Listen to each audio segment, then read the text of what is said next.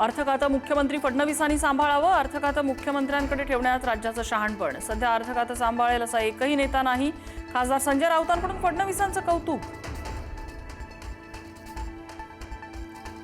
घाटकोपरनंतर दादरमध्येही रस्त्यावर पांढरी पट्टी. दादरमधील सोसायटीमध्ये पांढरी पट्टी. पांढऱ्या पट्टीवरून मनसे मुंबई अध्यक्ष संदीप देशपांडे आक्रमक.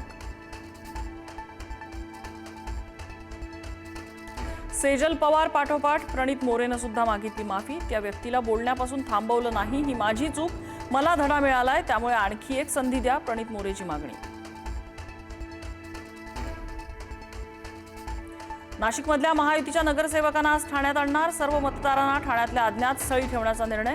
मतफुटी रोखण्यासाठी महायुतीची ऑपरेशन ठाणे मोहीम.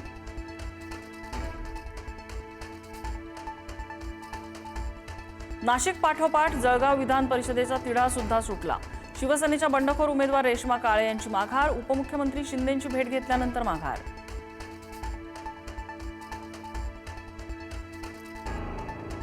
ठाकरे सेनेच्या सर्व खासदारांची उद्या मातोश्रीवर बैठक. ऑपरेशन टायगरच्या पार्श्वभूमीवर बैठकीचं आयोजन. उद्धव ठाकरेंच्या उपस्थितीत बैठक.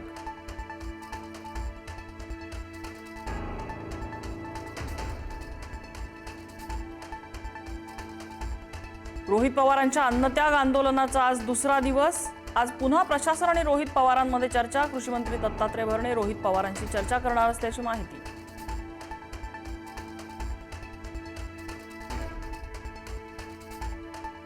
जायकवाडी धरणातील पाणीसाठा 28%वर. संभाजीनगरसह जालना आणि पैठणमधील 4000 उद्योगांवर पाणी कपातीचं संकट. औद्योगिक वसाहतींना मिळणाऱ्या पाण्यात 10 MLDची कपात.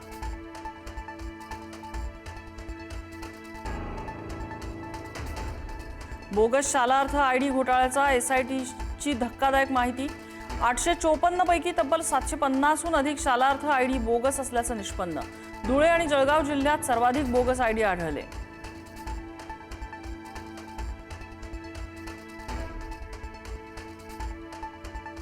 आसाममध्ये भारतीय हवाई दलाचं विमान कोसळलं.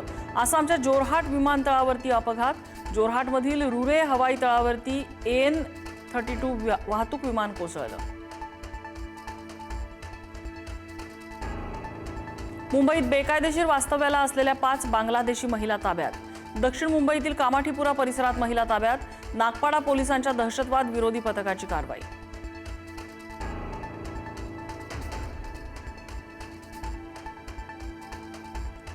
ठाण्यानंतर भांडूपमध्ये ज्येष्ठ नागरिकाला मारहाण. भांडूपमधील ड्रीम्स कॉम्प्लेक्स परिसरात फेरीवाल्यांकडून ज्येष्ठ नागरिकाला मारहाण. मारहाण करणाऱ्यांविरोधात गुन्हा दाखल.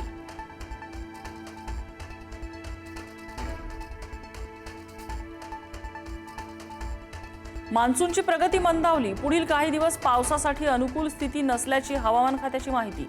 पेरणीची घाई नको, तज्ज्ञांचा सल्ला.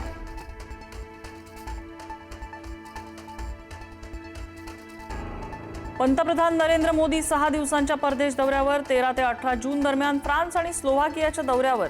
G7 शिखर परिषदेत होणार सहभागी.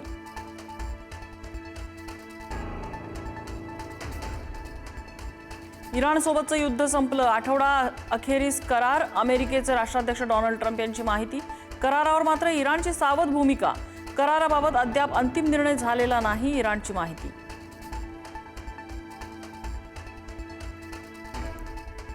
भारतीय जहाजांवरील हल्ल्यासाठी ट्रम्प यांनी इराणला धरलं जबाबदार. भारतीय जहाजांवर इराणने हल्ला केल्याचा ट्रम्प यांचा दावा. भारतीय जहाजांवर इराणने केलेला ड्रोन हल्ला अमान्य, ट्रम्प यांची पोस्ट.